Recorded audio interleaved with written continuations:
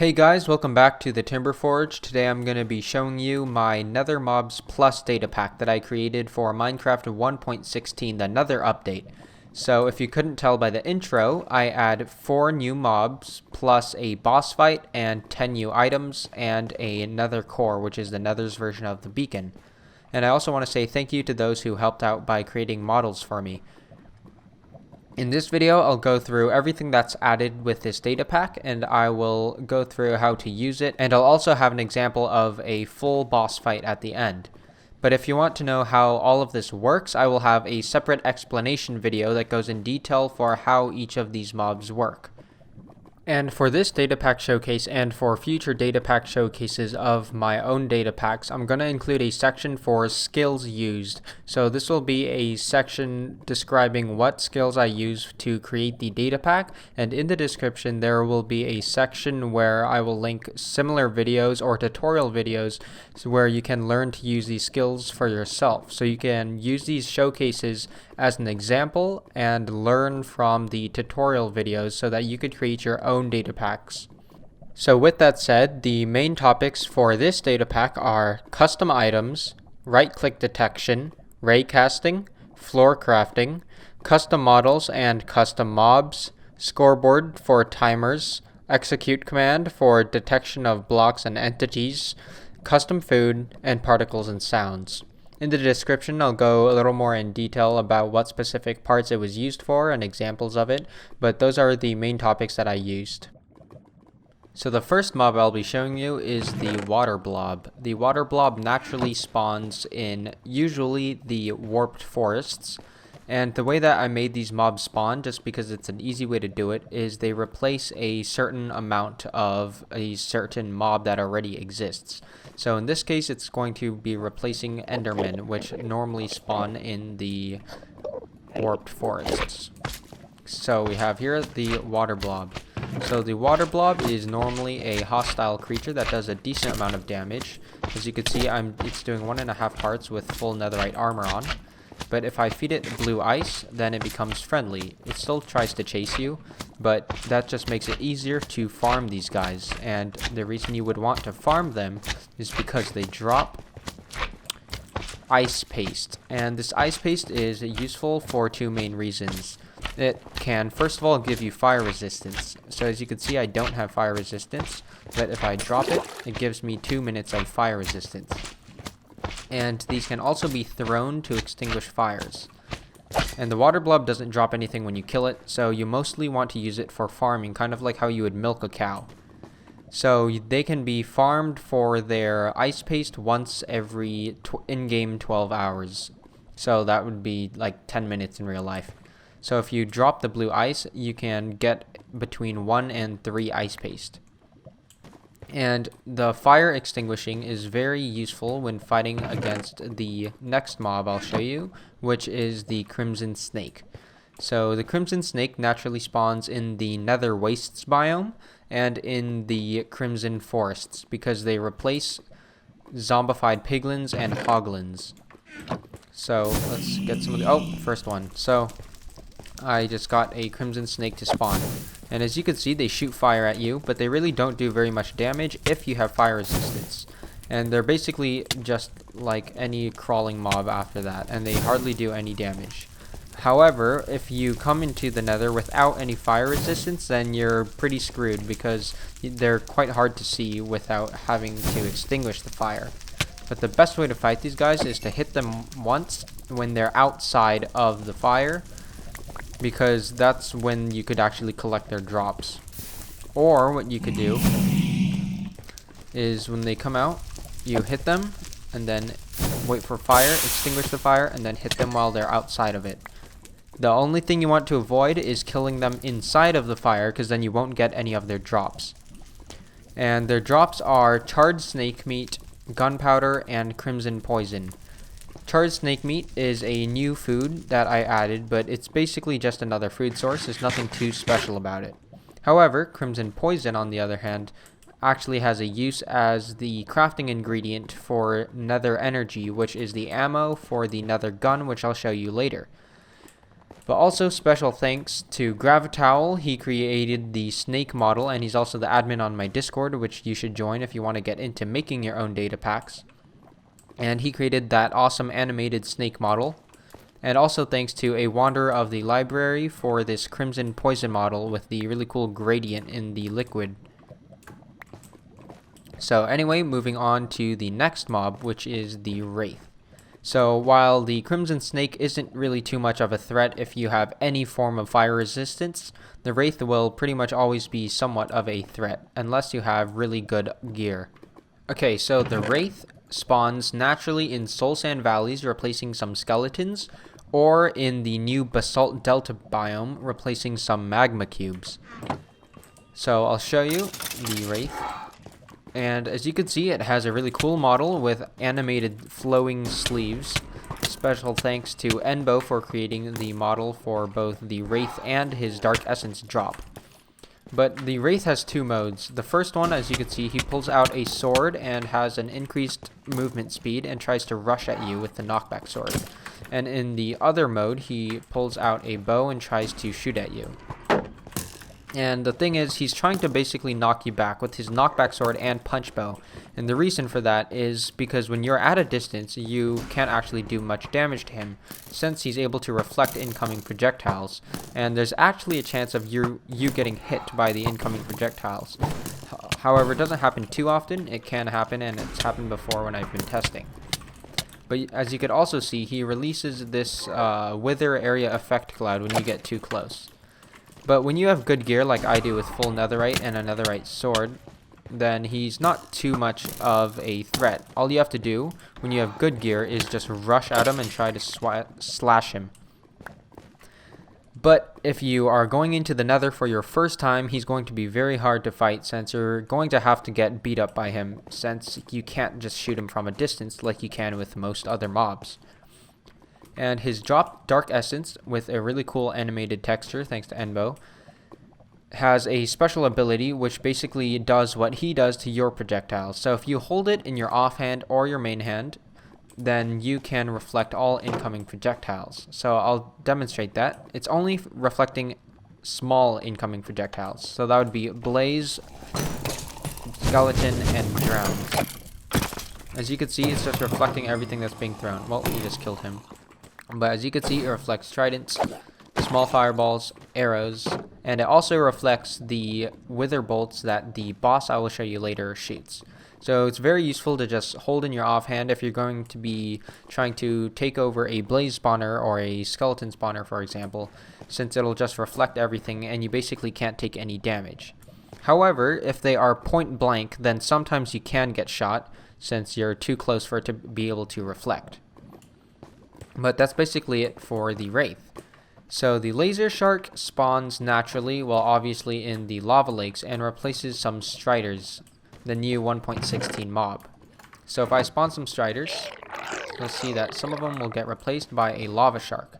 Now Lava Sharks are hard to collect the loot from because obviously they're sitting in lava, so if you just kill them, they're just gonna have their stuff burn in the lava. So the best way to collect their drops is by luring them out of the lava. And the way to do that is with a netherite fishing rod. If you get a normal fishing rod and a netherite ingot, then you will get a netherite fishing rod, which loses no durability. And it also has the special effect of luring them out of the lava. So if you have a netherite fishing rod and cast into the lava ocean, it has to be like a large body of lava. It can't just be like a 1x1 piece of lava, or else it won't lure them out because there's no one that could fit in there. Then it will be able to lure them out of the lava after about 30 seconds. So we'll just wait. Oh, there we go. So now we have our laser shark. I keep calling it a lava shark because that's what I called it until the release of the pack. So as you can see, they're basically like the guardians of the lava oceans. But the best way is to dig a pit and then try to just fish them into that pit so that their drops won't just burn in lava. So as you can see, it's quite hard to just lure them out because they want to drop.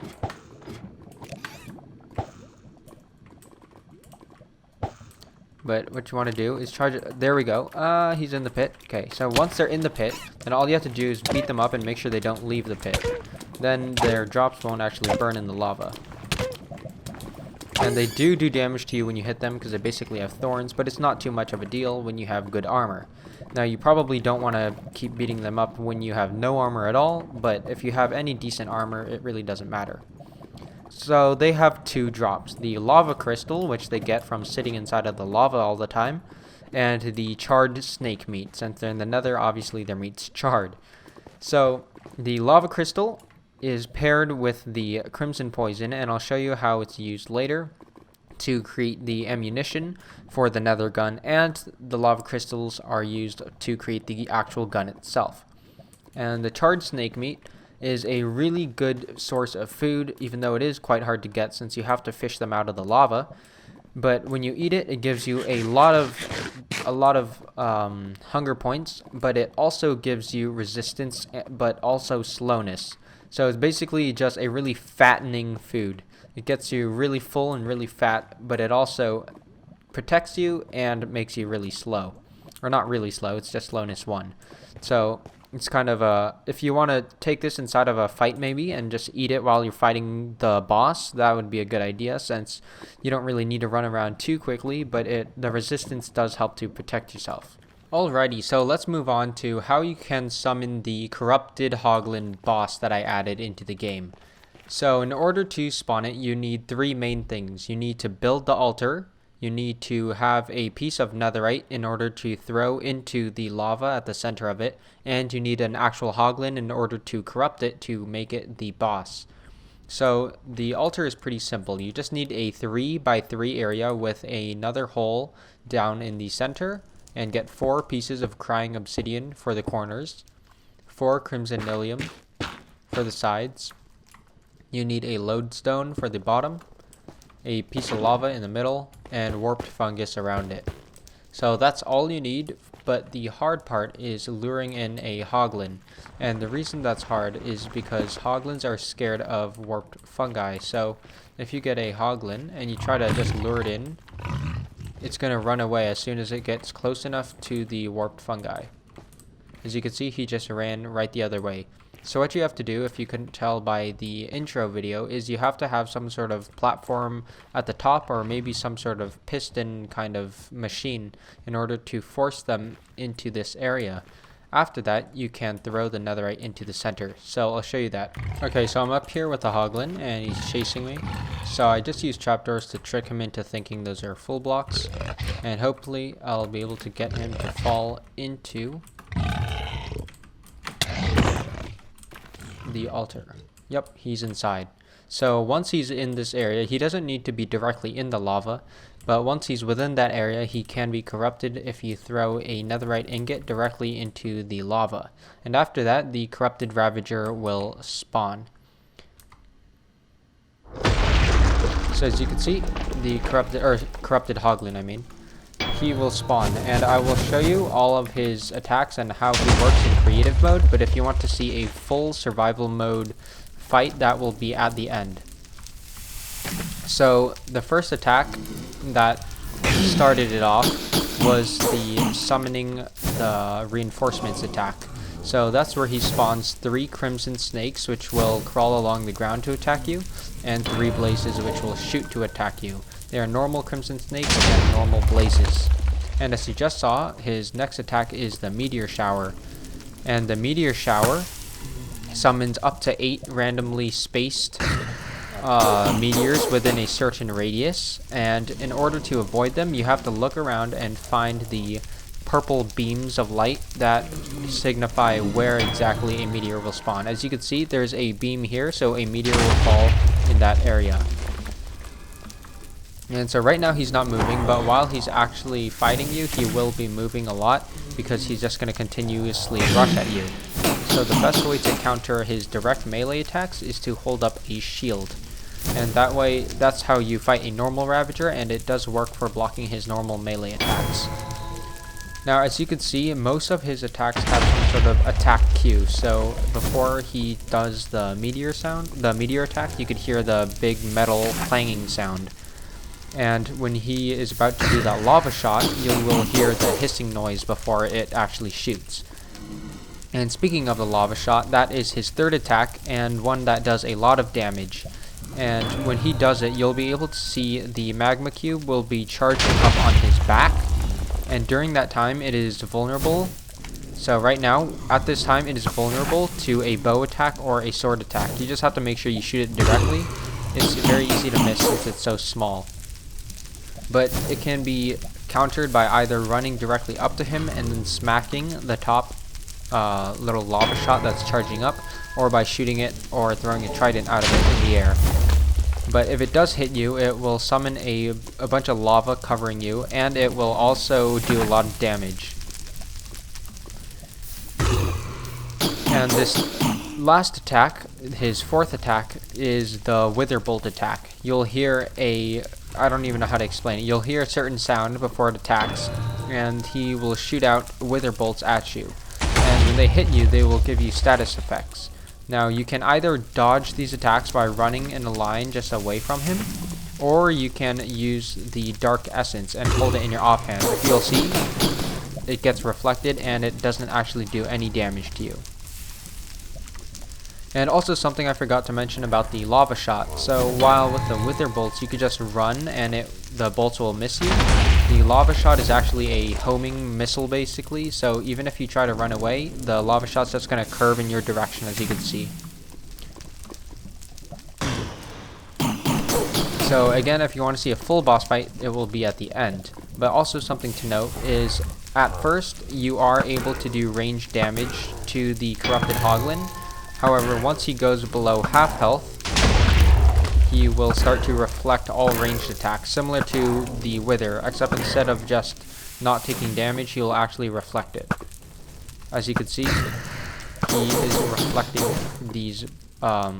these arrows. However, at certain angles, you could get it to reflect back at him. So if you shoot it like at certain angles above him, it is able to reflect back at him. However, most of the time, if you're on the ground and you're just bowing him directly, it's just going to be reflected out.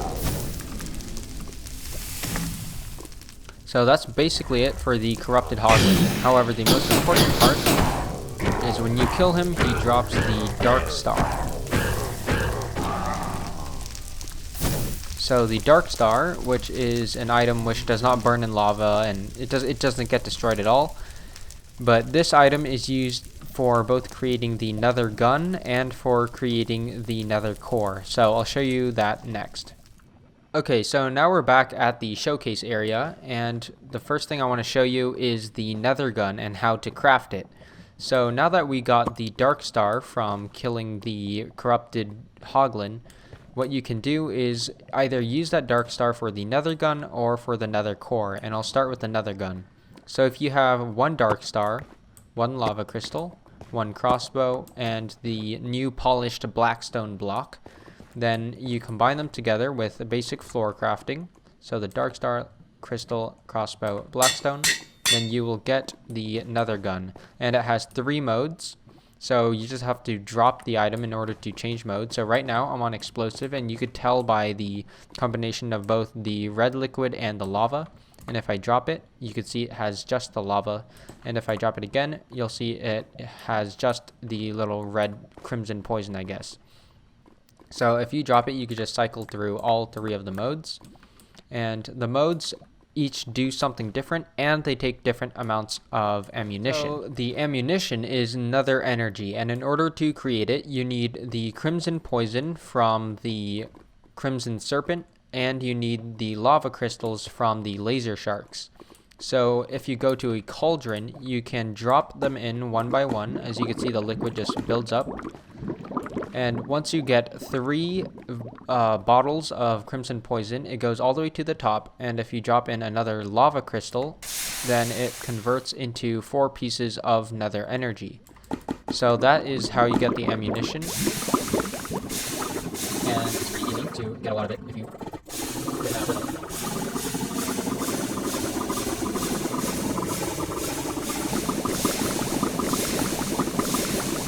there we go. Now I have a bunch of nether energy, and I'll show you how each of these abilities works. Okay, so I'm going to start by testing out the normal mode, which I can actually do indoors. So as you can see, when I shoot with this, it only takes 1 ammunition, so 1 nether energy is subtracted every time I shoot. And that's because of the fact that this is a pretty simple attack mechanism and doesn't do much. But it is very useful, and I believe does 6 hearts. And it has infinite range, so that's also another bonus. So you can basically just snipe anything from anywhere. Now the second mode is the explosive mode. So if you use the explosive mode, you'll see that it takes 3 pieces. So when I shoot with the explosive mode, you can see that there's quite a lot of curve on this projectile, so you'll have to aim a lot higher than where you actually want it to land. And that makes it a bit harder to operate, but that's also because it has a lot of damage and can do quite a bit. Now if we go to the lava mode, the last mode, which is my favorite because it's very satisfying to use. When you shoot it, it only takes 2 ammunition, so 2 nether energy, and when you shoot, it makes a really satisfying pop, and the lava just splashes out. And this is very useful, especially when you take this gun back to the overworld and use it on zombies and creepers and anything else that might sneak up on you. Or maybe if you want to use it to protect a village during a raid, you could basically surround the entire village with lava as a moat for protection. But I just think it's really fun to just mess around with this gun and just shoot stuff everywhere.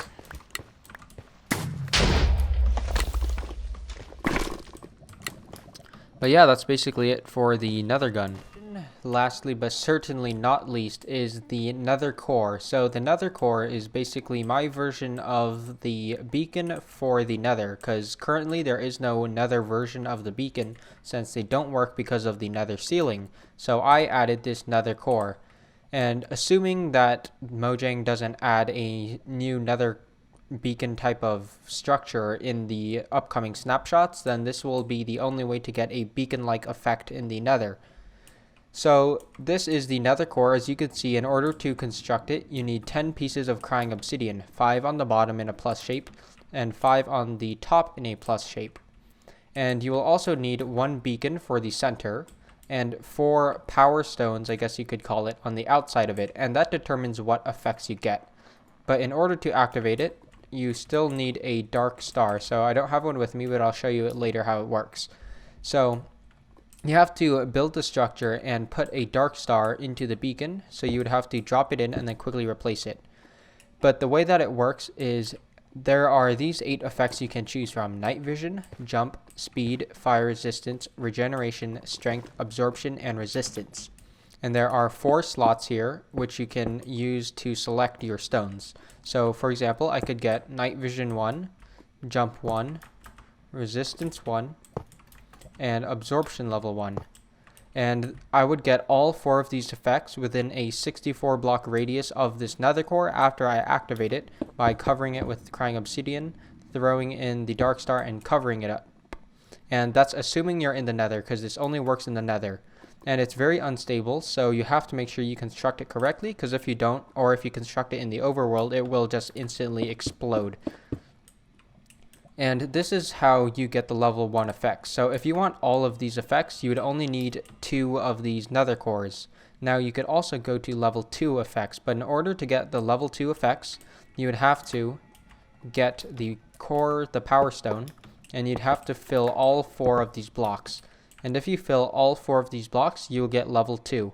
So in this example, I would get jump level 2 if I activated this. And all of these have normal level 2s except for fire resistance and night vision, because those 2 don't naturally have a useful level 2. So what I did is I added my own version. So if you do put 4 lapis blocks, instead of getting night vision 2, which is basically useless, you would be able to see through walls, and all the mobs within a 64 block radius would get the glowing effect, which makes you able to see them through walls. And if you do it with the magma blocks, then you will be able to extinguish all fires that you walk nearby. And that's basically my version of level 2 for those. And if you want a better look, these are all the blocks. which you can use in order to give your effects through the Nether core. So now I'm going to show you an actual example of the Nether core being set up and used. So here's an example of setting up a Nether core. I'm going to put down 5 blocks of crying obsidian.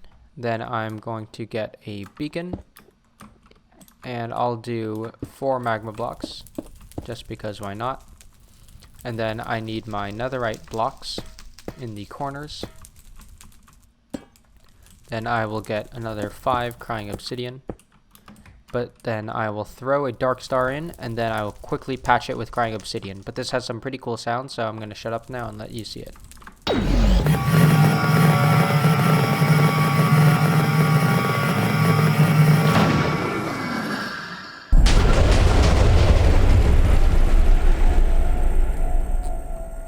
So as you can see, it just blew a whole pillar through the entirety of the Nether from the top to the bottom, and it also removes all lava directly below it.